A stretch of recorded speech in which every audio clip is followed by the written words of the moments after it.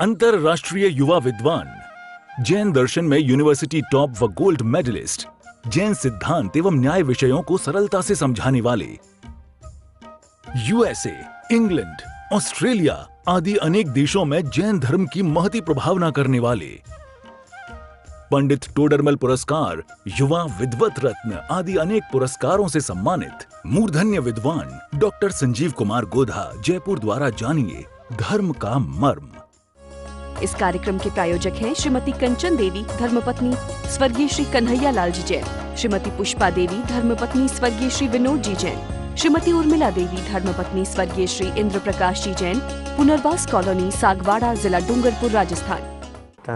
जयति परम ज्योति समम समस्तेरनंत पर्याये दर्पण तलैव सकला प्रतिफलति पदार्थ मालिकायत्र परमागमस्य जीवं निषिद्ध जात्यन्ध सिन्धुर्विधानं सकल नैविलसितानां विरोधमथनं नमाम्यनेकान्तम् विरोधमथनं नमाम्यनेकान्तम्।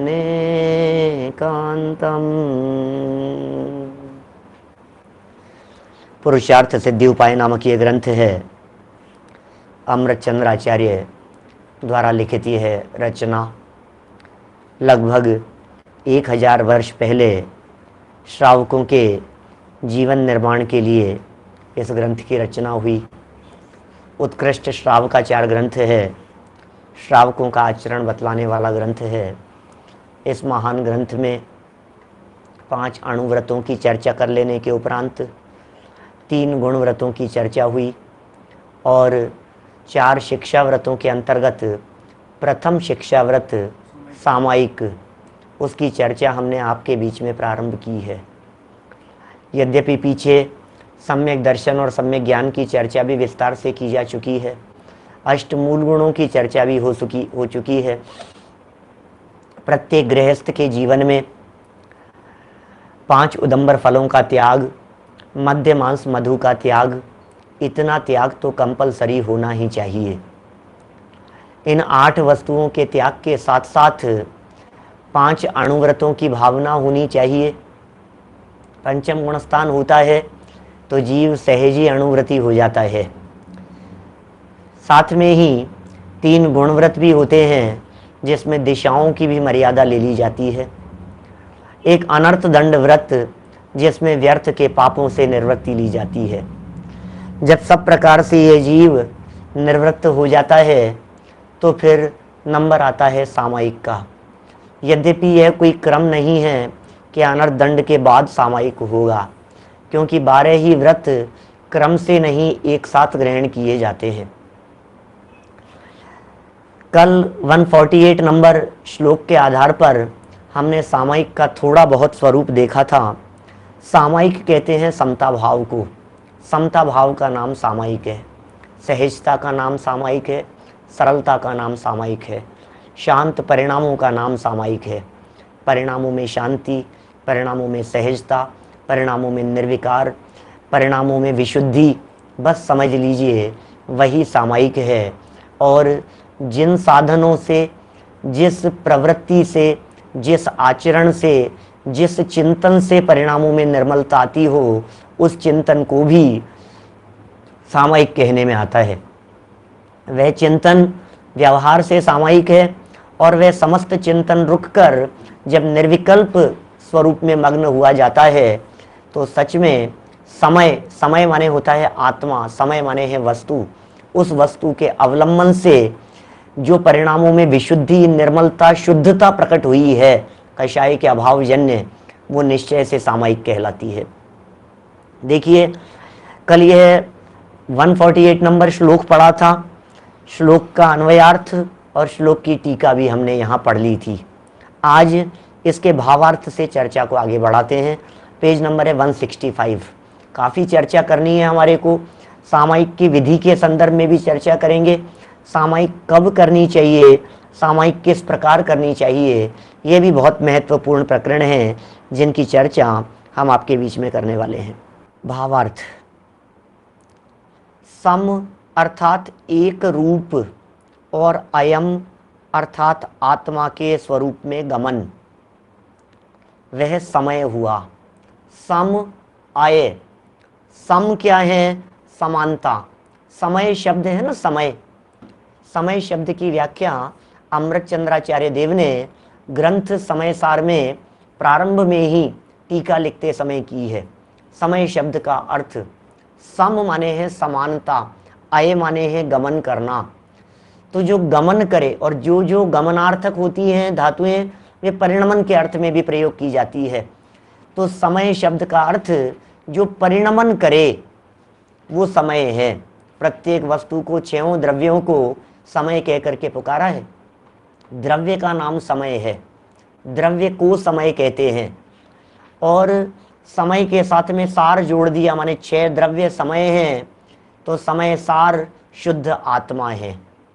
एक समय शब्द का अर्थ दूसरा जो अमृत चंद्राचार्य देव ने ही किया है वो किया सम आए, आए माने गमन, और जो धातुएं गमनार्थक होती है वे ज्ञानार्थक भी होती है, ऐसा प्रयोग करते हुए उन्होंने कह दिया कि जो परिणमन के साथ साथ में जाने भी वो समय है।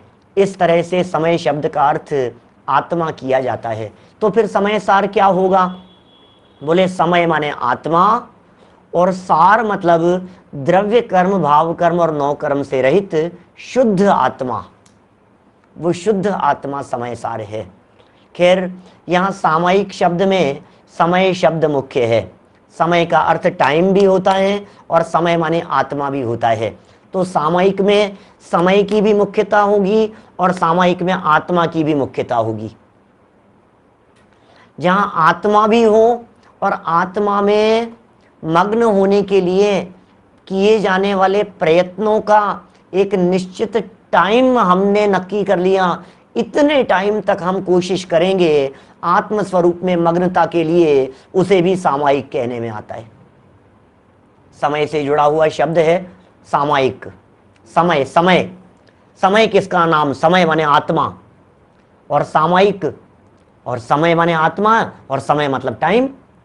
तो 2 घड़ी ये हो गया टाइम, 2 घड़ी माने 48 मिनट, ये हो गया टाइम, और समय माने हो गया आत्मा। तो 48 मिनट के लिए सामयिक, सामयिक माने 48 मिनट के लिए अपने उपयोग को समस्त पर पदार्थों से समेटकर अपने आत्मा में लगाने के लिए जो प्रयत्न हैं, उन प्रयत्नों का नाम है सामयिक। सामयिक शब्द का अर्थ समेटना भी है, सिमटना भी है। उपयोग का बाहर से सिमटना, उपयोग का अंदर में लग जाना, उपयोग का अंदर में समाहित हो जाना, इसका नाम सच्ची सामयिक है। देखिए जरा इस सामयिक के संदर्भ में क्या कह रहे हैं। यहाँ भावार्थ पढ़ रहे हैं 148 नंबर श्लोक का, पुरुषार्थ सिद्धि उपाय ग्रंथ। सम अर्थात एक रूप और अयम अर्थात आत्मा के, एक रूप आत्मा के स्वरूप में गमन। एक रूप आत्मा का स्वरूप क्या है, बोले बहिरात्मा एक रूप नहीं है, अंतरात्मा एक रूप नहीं है, परमात्मापन एक रूप पना नहीं है। परमात्मा नया प्रकट हुआ है, अनादि से नहीं है। बहिरात्मापन अनंत काल के नहीं लिए नहीं है। अंतरात्मापन सादी शांत है। बोलो क्या कहें। तो जो अनादि काल से हो और जो अनंत काल तक रहने वाला हो, वो स्वरूप है एक रूप रहने वाला स्वरूप, अनचेंजेबल, नहीं बदलने वाला, अपरिवर्तनशील, सदा एक रूप रहने वाला, नित्य रहने वाला, ध्रुव रहने वाला। अनचेंजेबल जिसे कहते हैं, अचल जिसे कहते हैं, चलायमान नहीं होता, प्रभावित नहीं होता, परिस्थितियों से प्रभावित नहीं होता। अरे यह आत्म तत्व यदि निगोद में चला गया तो निगोद में चला जाने पर भी, श्वास के 18वें भाग जन्म मरण करने पर भी इस आत्मा के स्वरूप में फर्क नहीं पड़ा। क्या ख्याल में आ रही है बात? और नरक में चले जाने पर, देह के टुकड़े टुकड़े कर दिए जाने पर भी आत्मा के मूल स्वरूप में रंच मात्र भी परिवर्तन नहीं हुआ। आत्मा के असंख्यात प्रदेशों में से एक प्रदेश भी कम नहीं हुआ। आत्मा के अनंत गुणों और अनंत धर्मों में से कोई धर्म, कोई गुण, किसी शक्ति में किसी प्रकार की कमी नहीं हुई। इसका नाम है आत्मा का एक रूप स्वरूप। निगोद और नरक में चले जाने पर भी जिस स्वरूप में कोई कमी नहीं आती, और सिद्ध बन जाने पर भी जिस स्वरूप में कुछ अधिकता नहीं होती, उस स्वरूप का नाम है एक रूप स्वरूप। ऐसा आत्मा का एक स्वरूप, मुझ में कोई बदलाव नहीं होता। एवरग्रीन जिसे कहते हैं, पर्यायें बदलती रहती है, पर्यायें आनी जानी है, पर मैं तो निरंतर ध्रुव रहने वाला एक ज्ञायक तत्व हूँ, कभी नहीं बदलने वाला एक तत्व हूँ मैं। वो है एक रूप। कितना सुंदर समय शब्द का अर्थ किया है। सम माने एक रूप, और अयम अर्थात आत्मा के स्वरूप में गमन। आत्मा के स्वरूप में गमन, अयम आत्मा के स्वरूप में गमन, वह समय हुआ। ऐसा समय जिसका प्रयोजन है उसे सामयिक कहते हैं। सामयिक की क्या परिभाषा हो गई? समय जिसका प्रयोजन वो सामयिक। टाइम जिसका प्रयोजन, इसका मतलब टाइम से बैठो, नक्की करके बैठो।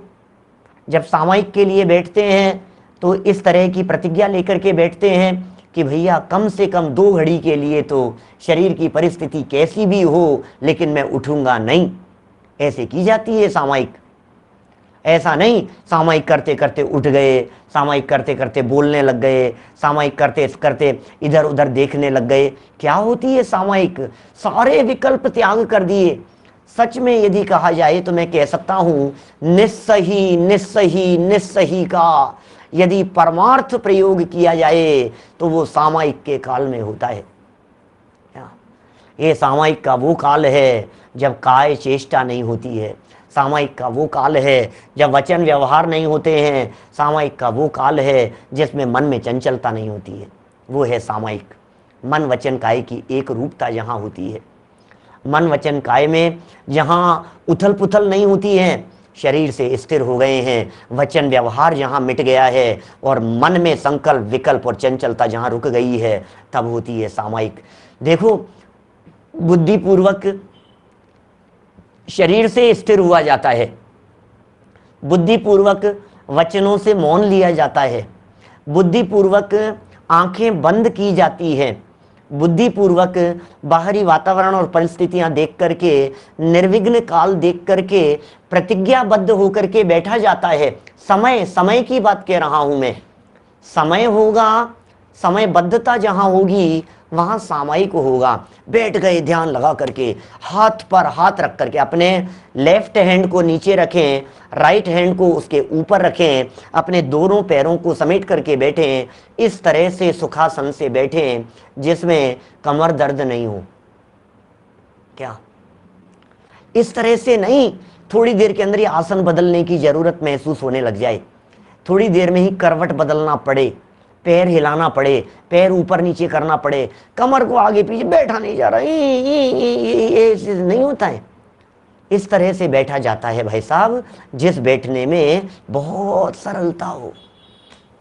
आराम से पौन घंटे तक, 48 मिनट तक, 1 घंटे तक यदि हम बैठे रहेंगे तो उस बैठे रहने में कमर में दर्द, क्या दर्द नहीं होगा। इस तरह से बैठिए, इसे कहते हैं सुखासन। पद्मासन भी कह सकते हैं, खड़गासन से भी सामयिक की जा सकती है, लेकिन निराबाध होनी चाहिए, उसमें बाधा नहीं हो सकती। खड़े होकर भी कर सकते हैं, बैठ करके करें या खड़े होकर के करें, आसन का बदलना नहीं होता। अरे जिसका शरीर स्थिर नहीं है उसका मन कैसे स्थिर होगा? जिसका तन स्थिर नहीं है उसका मन कैसे स्थिर होगा? मन को स्थिर करने के पहले तन को स्थिर किया जाता है। क्या तन की स्थिरता के बिना मन की स्थिरता सहज नहीं है। तन की स्थिरता के बिना मन की स्थिरता उनके जीवन में हो सकती है जो बहुत अभ्यासी है, जिनकी प्रैक्टिस बहुत हो गई है। जो व्यक्ति पहली बार गाड़ी के स्टीयरिंग पर बैठा हुआ है, वो व्यक्ति क्या करेगा, नीचे क्लच भी देखेगा, ब्रेक भी देखेगा, इधर देखेगा, इधर एस्केलेटर देखेगा, उसको दिमाग में सामने स्टीयरिंग देखता है, इधर देखूं कि इधर देखूं, इधर देखूं, उसको विकल्प चलते हैं कई तरह के। बट जब प्रैक्टिस हो जाती है तो फिर चलते चलते भी हो जाती है, ध्यान हो जाता है, आत्मस्वरूप का अनुभव हो जाता है।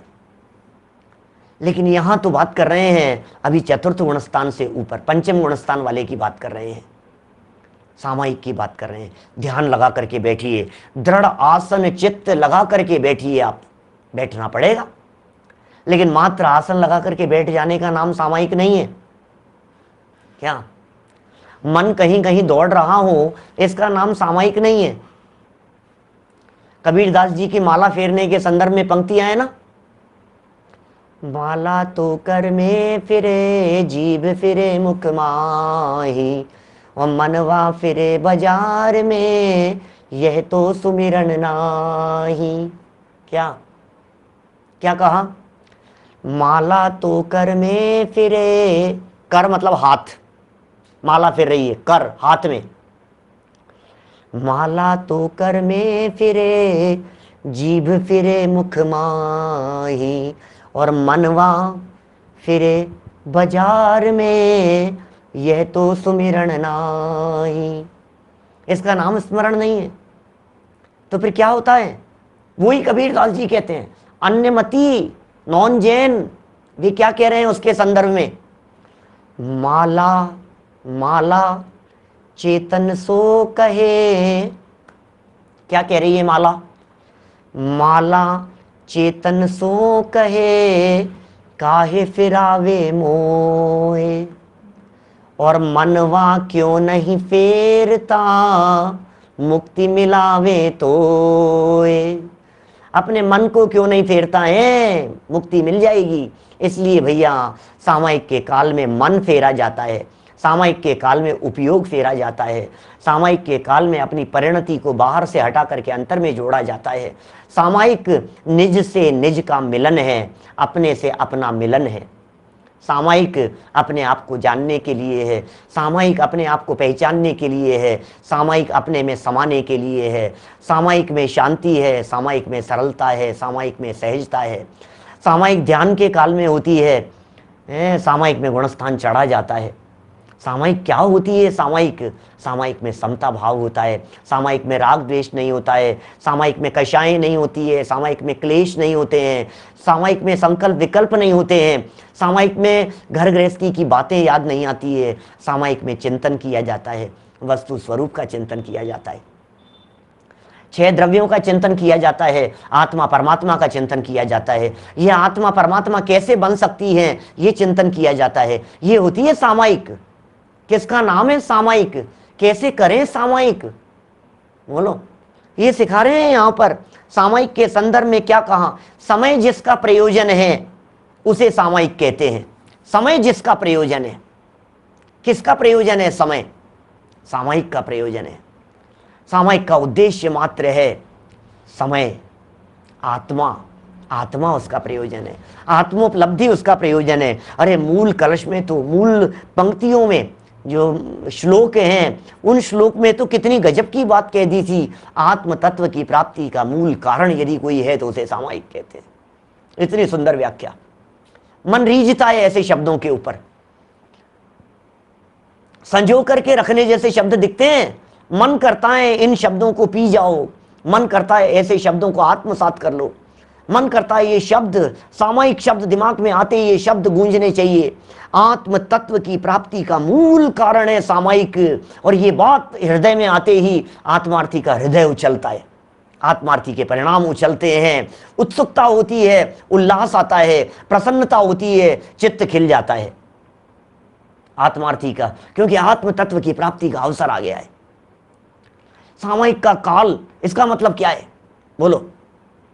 गर्मियों की छुट्टियों का काल, इसका मतलब क्या है? बच्चों से पूछो, अरे नाना के जाऊंगा, ननिहाल जाऊंगा, बच्चों के साथ में खेलूंगा, छुट्टियां मनाऊंगा, नानी के घर जाएंगे, दूध मलाई खाएंगे। ऐसे बच्चे कविताएं सुनाते हैं, छोटे छोटे से बच्चे।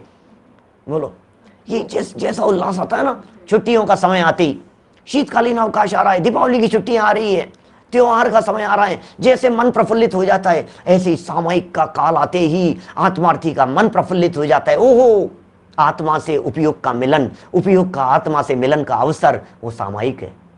सामयिक कर रहे हैं, सामयिक क्या आत्म तत्व की प्राप्ति का मूल कारण है सामयिक। ऐसा समय जिसका प्रयोजन है उसे सामयिक कहते हैं। समय जिसका प्रयोजन है उसे सामयिक कहते हैं। बड़े नीचे लास्ट पैराग्राफ है 165 नंबर पेज का, नई पुस्तकों में, गुजराती में 117 नंबर पेज है। यह सामयिक समता भाव के बिना नहीं हो सकती। ओहो, यह सामयिक तब तक नहीं हो सकती जब तक समता भाव नहीं है। किसी के प्रति राग द्वेष यदि मन में वर्त रहे हैं तो सामयिक नहीं हो सकती। किसी के प्रति नाराजगी का भाव है तो सामयिक नहीं हो सकती। किसी के प्रति तीव्र राग है तो सामयिक नहीं हो सकती। मन में संक्लेश चल रहा है तो सामयिक नहीं हो सकती। चित्त में शांति नहीं है तो सामयिक नहीं हो सकती। दुकान, बिजनेस और काम धाम की उलझनें चल रही है तो सामयिक नहीं हो सकती। उलझनों में सामयिक नहीं होती है। दूध को गैस पर रख दिया है, सामयिक नहीं हो सकती है। सब्जी छोक रही है, सामयिक नहीं हो सकती है। बच्चे लड़ रहे हैं, तू तू मैं हो रही है, और ये कह रहा है मैं सामयिक करने के लिए बैठ जाता हूं, सामयिक नहीं कर पाएंगे भाई साहब।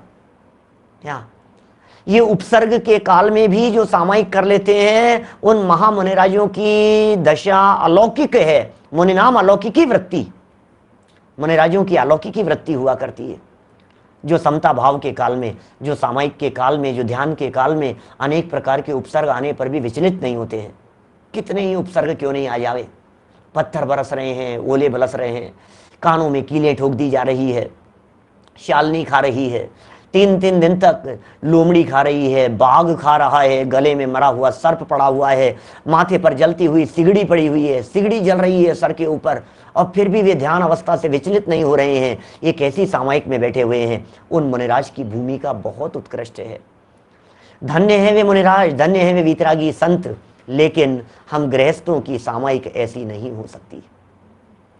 तू मैं हो रही है, झगड़े हो रहे हैं, लड़ाई झगड़ा हो रहा है, और ये कह रहा है मैं तो जा रहा हूं अपने अंदर में। नहीं जा पाएगा भाई। तू ध्यान करने के लिए बैठेगा, तेरे दिमाग में पत्नी, पुत्र, परिवार, माता पिता, भाई बहन, घर गृहस्थी, नौकर चाकर वही घूमेंगे। अपने क्लाइंट से झगड़ करके आया हो, सर्वेंट के ऊपर चिल्ला करके आया हो, और बैठ जाए सामयिक करने के लिए, कैसे सामयिक होगी। सामयिक के लिए शांति चाहिए, ओहो, उपयोग की निर्मलता चाहिए। भाई साहब क्या कह रहे हैं, समता भाव के बिना सामयिक नहीं हो सकती। समता भाव किसे कहते हैं? समता भाव क्या चीज होती है? बड़े गजब के शब्द हैं भाई। समता भाव किसे कहें? समता भाव, न काहू से मित्रता, न काहू से द्वेष, सहज पने निज में रमे। बोलो, उसका नाम समता है। सहज पने रहने का नाम समता है। अतः सुखदायक, देखना देखना शब्द क्या है, बड़े गजब के। समता, समता भाव के लिए क्या शब्द दे रहे हैं? अतः सुखदायक और दुखदायक पदार्थों में समान बुद्धि रखते हुए, सुखदायक पदार्थों में भी और दुखदायक पदार्थों में भी समान बुद्धि रखते हुए, समान बुद्धि रखते हुए। एसी चल रहा है, राग नहीं है, मच्छर काट रहे हैं, द्वेष नहीं है। लाइट चली गई, गर्मी लगने लगी, पसीना टप टप टप टपकने लगा, द्वेष बुद्धि नहीं है। बोलो, सुखदायक और दुखदायक पदार्थों में कर्ण प्रिय आवाजें आ रही है, मधुर संगीत बज रहा है, ये हमें आकर्षित करने में समर्थ नहीं है। कर्कश वाणी कर्णेंद्री का विषय बन रही है, ये हमें दुखी करने में समर्थ नहीं है। क्या? अतः सुखदायक, क्या क्या सुखदायक दिखाई देते हैं? सुखदायक और दुखदायक पदार्थों में खीर खा करके बैठे थे और खीर याद आ रही है। भोगे जो भोग पहले,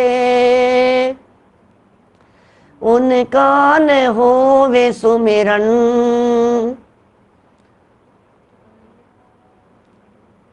क्या है? परिवार मित्र जन से मैं मोह को हटाऊं, त्यागूं आहार पानी, औषधि विचार अवसर, टूटे नियम न कोई, दृढ़ता हृदय में लाऊं। वो समाधि मरण स्तुति है, अंत समय के बारे में विचार है उसमें। मैं राज संपदाया पद इंद्र का न चाहूं। बोलो, राज संपदा नहीं चाहिए, इंद्र का पद नहीं चाहिए। जांचू नहीं सुरवास पुनि नर, राज परिजन साथ जी, बुध जांच हूं तुम भक्ति भव भव, दीजिए शिवनाथ जी। जांचू नहीं सुरवास, देवगति नहीं चाहिए क्या? जांचू नहीं सुरवास पुनि नर राज, परिजन साथ जी, बुध जांच हूं तुम भक्ति भव भव, दीजिए शिवनाथ जी। बोलो, प्रभु पतित पावन की पंक्तियां हैं, अंतिम पंक्तियां क्या? होकर सुख में मग्न न फूले, दुख में कभी न घबरावे, पर्वत नदी शमशान भयानक, अटवी से नहीं भय खावे। बोलो, भयंकर हवाएं चल रही है, शांत एकांत में बैठे हुए थे, ऐसी ऐसी शू शू करके आवाजें चल रही है और घबराहट हो रही है मन में। नहीं भैया, ये हवाएं मुझे विचलित करने में समर्थ नहीं है। इसका नाम होता है सामयिक। बोलो, सुखदायक और दुखदायक पदार्थों में समान बुद्धि रखते हैं। ओहो, अनुकूल आहार हो या प्रतिकूल हो, कोई फर्क नहीं पड़ता है। समान बुद्धि रखते हुए स्वरूप में मग्न होना ही परम कार्य है। ये परम कार्य है, अपने आत्म स्वरूप में मग्न हो जाना, अपने आत्म स्वरूप में समा जाना, अपने आत्म स्वरूप में लीन हो जाना, ये परम कार्य है। क्षत्र चूड़ामणि में एक श्लोक आएगा, 11वें लंब का नहीं, 7वें लंब का 11वां श्लोक, निजात्म तत्व, 7वें लंब का 18वां श्लोक, क्षत्र चूड़ामणि ग्रंथ। अरे गजब की चर्चाएं हैं क्षत्र चूड़ामणि की। आप लोगों ने सुना होगा, आप लोगों ने देखा होगा महाराजा सत्येंद्र का वैराग्य, युद्ध क्षेत्र से किस तरह से वैराग्य पूर्वक निकल गए, समाधि पूर्वक मरण प्राप्त किया। कैसा होता है भाई साहब जीवन, ज्ञानियों का जीवन तुरंत बदल जाता है। बोलो, या तो अंतर में इतनी दृढ़ता हो भरत चक्रवर्ती जैसी कि 6 खंड की विभूति को त्याग कर देने के बाद में अब पीछे से क्या होगा उस राजपाट का रंच मात्र भी विकल्प नहीं है, ऐसा ध्यान लगाया है। बोलो, कैसा ध्यान लगाया है, अंतर्मूर्त में केवल ज्ञान की प्राप्ति। या तो इतनी दृढ़ता अंतर में होनी चाहिए, और इतनी दृढ़ता यदि अंदर में नहीं है तो बोलो फिर क्या करें। तो फिर जो बात कही है 7वें लंब का 18 नंबर का श्लोक, अरे निजात्म तत्व की उपलब्धि ही है जीव तेरा परम कर्तव्य है। निजात्म तत्व की स्वीकृति, अपने आप को चेतन स्वीकार करना, अपने आप को आत्मा स्वीकार करना, ये तेरा पहला कर्तव्य है। इस लाइन को देख करके मुझे वो बात याद आ गई क्षत्र चूड़ामणि की। इस लाइन को देख करके यहां भी क्या कह रहे हैं, समान बुद्धि रखते हुए स्वरूप में मग्न होना ही परम कार्य है। परम कार्य है, कार्य जानते हैं, कर्तव्य है। जिस ग्रंथ का मैं आपको हवाला दे रहा हूं, वादीप सिंह सूर्य आचार्य का लिखा हुआ वो ग्रंथ, उस ग्रंथ में कह रहे हैं निज आत्म तत्व की स्वीकृति, अपने आप को चेतन स्वीकार करना, ये तेरा कर्तव्य है। ये कह रहे हैं परम कार्य है। आपका क्या कार्य है भाई साहब, बोलो, आपका क्या कार्य है। हिसाब में तो एडवोकेट हूं, वकालत करता हूं, कि आपका क्या कार्य है कि मैं तो सीए हूं, अकाउंट्स देखता हूं। आप क्या कार्य है कि मैं तो डॉक्टर हूं, पेशेंट्स देखता हूं, मरीजों को देखता हूं। आपका क्या कार्य है, हम तो हाउसवाइफ हैं, घर में खाना बनाते हैं, बच्चों को संभालते हैं। आपका क्या काम है, ज्वेलरी का शोरूम है, पारस महल, बोलो क्या करें, हम तो बिजनेस संभालते हैं। अरे भैया सुनो तो सही, सुनो तो सही, क्या कह रहे हैं उल्लास भाई, क्या कह रहे हैं, देखो तो सही, हमारा कर्तव्य क्या है, हमारा फर्ज क्या है। पहले में पहले हे जीव अपने आप को चेतन स्वीकार करना, अपने आप को आत्मा स्वीकार करना, ये हमारा कर्तव्य है। इसके बिना सामायिक नहीं होती। कौन सामायिक करने वाला है, किसकी सामायिक की जाती है, सामायिक में किसका स्मरण किया जाता है, सामायिक में किसे याद किया जाता है, सामायिक में चलेगा क्या, ये तो बताओ, बोलो सामायिक में क्या चलेगा, किसे याद करें सामायिक के काल में। बोले पहले अपने आप को आत्मा स्वीकार करो, मैं आत्मा हूं। जिस व्यक्ति ने अपने आप को आत्मा स्वीकार नहीं किया, वो साधना के काल में, सामायिक के काल में बैठ करके करेगा क्या। अपने आप को डॉक्टर संजीव गोधा स्वीकार कर रहा है, सामायिक के काल में बैठ करके अपने आप को संजीव संजीव विचार करेगा क्या, क्या विचार करेगा बतला। सुरेंद्र जी भाई साहब क्या विचार करें बोलिए सामायिक के काल में। जो व्यक्ति अपने आप को आत्मा स्वीकार करे उसकी सामायिक सच्ची सामायिक होती है। इसलिए परम कार्य है भेद विज्ञान करना। सामायिक ही ध्यान है, ध्यान कहो या सामायिक कहो, एक अर्थ में प्रयोग किए जाने जैसे हैं क्या। किंचित फर्क यदि थोड़ा उपयोग लगाएंगे तो निकाल भी देंगे, लेकिन जहां मोटे मोटे तौर पर देख रहे हैं, जो सामायिक है वही ध्यान है, आत्म ध्यान। लेकिन आत्म ध्यान क्यों कर रहे हो, आत्म ध्यान। लोग तो प्रभु का ध्यान करते हैं, लोग परमात्मा का ध्यान करते हैं, पंच परमेष्ठियों का ध्यान करते हैं। भैया आत्मा स्वीकार करो अपने आप को, प्रथम में प्रथम अपने को आत्मा जान, अपने आत्मा को जान। 17-18 गाथा नैरोबी के प्रवचन, बोलो पहले में पहले हे जीव, पहले में पहले आत्मा को जान। हे जीव तू पहले में पहले आत्मा को जान, सबसे पहले तो अपने आत्मा को जान, अपने आत्मा को स्वीकार कर। ये कह रहे हैं यहाँ, ये हमारा परम कार्य है। क्या कार्य है भाई साहब हमारा, कार्य तो नक्की करो, आपका काम क्या है। कि साहब सामायिक करना मेरा काम है। कि तुम कौन हो, कि मनुष्य हूं, कि हो गई तुम्हारी सामायिक, धर दो उठा करके ताक में धर दो, सामायिक के नाम पर ढोंग करने वाले हो तुम, नहीं होगी तुम्हारी सामायिक। कि साहब क्या करूं, आप ही बताओ, कि पहले बताओ तुम हो कौन क्या। कि साहब मैं तो सैनी पंचेंद्रिय हूं, मैं तो बिजनेसमैन हूं, लेकिन फिर भी मैं ध्यान करता हूं। हो गई तुम्हारी सामायिक, कुछ नहीं होगा सामायिक के काल में। तो साहब क्या करूं साहब, मैं बिजनेसमैन हूं साहब, मैं सच कह रहा हूं साहब, मैं सैनी पंचेंद्रिय हूं साहब, मैं मनुष्य गति का जीव हूं साहब, मैं सच कह रहा हूं साहब, मैं बिल्कुल सही बात कह रहा हूं। बोले हो गई तेरी सामायिक। ऐसे नहीं होती है सामायिक। सामायिक के लिए पहले अपने आप को आत्मा स्वीकार किया जाता है। और सुनो, जो व्यक्ति अपने आप को जैसा स्वीकार करता है ना, उसके क्रियाकलाप भी उसी तरह के होते हैं।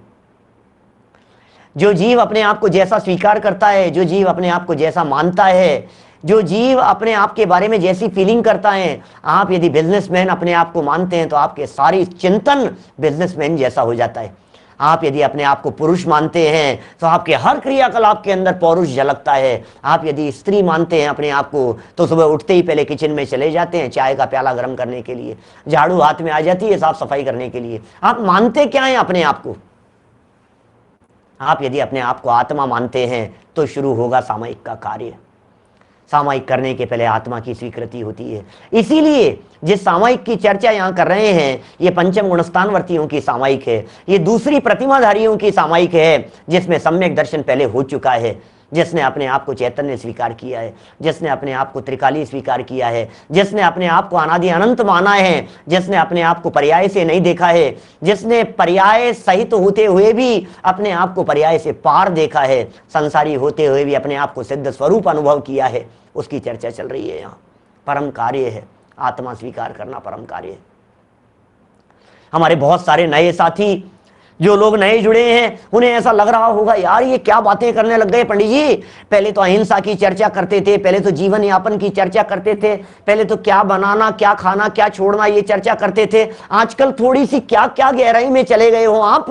भैया तुम आत्मा हो, भैया तुम चेतन हो, भैया ये दिखाई देने वाला शरीर ये मैं नहीं हूं, भैया ये मैं नहीं हूं। मोटा पतला गोरा काला दिखाई देने वाला आईने के सामने खड़ा होकर जो सुंदर शरीर देखता है वो मैं नहीं हूं भैया, मैं नहीं हूं। ख्याल में आ रही है बात। मैं नहीं हूं। मैं कौन हूं? मैं बालक नहीं हूँ, मैं युवा नहीं हूँ, मैं वृद्ध नहीं हूँ, मैं जैन अजैन नहीं हूँ, मैं हिंदू मुसलमान नहीं हूँ, मैं स्त्री नहीं हूँ, मैं पुरुष नहीं हूँ। अपने आप को स्त्री मानना बंद करो। अनेक बार इस तरह की विकृतियां होती हुई दिखाई देती है। पंक्तियां बदल देते हैं, शास्त्र की पंक्तियां बदल देते हैं, भक्तियां और स्तुतियों की पंक्तियां बदल देते हैं। हम तो स्त्री हैं तो हमें तो ऐसा पढ़ना चाहिए। अरे भाई, आत्मा स्त्री और पुरुष नहीं होता। ये तन की अवस्था पुरुष है, ये तन की अवस्था स्त्री है। आत्मा तो त्रिकाल पुरुष ही है भैया। आत्मा तो पुरुष है, आत्मा तो सदाकाल एक रूप है। इस कार्यक्रम के प्रायोजक हैं श्रीमती कंचन देवी, धर्मपत्नी स्वर्गीय श्री कन्हैया लाल जी जैन, श्रीमती पुष्पा देवी, धर्मपत्नी स्वर्गीय श्री विनोद जी जैन, श्रीमती उर्मिला देवी, धर्मपत्नी स्वर्गीय श्री इंद्र प्रकाश जी जैन, पुनर्वास कॉलोनी, सागवाड़ा, जिला डूंगरपुर, राजस्थान।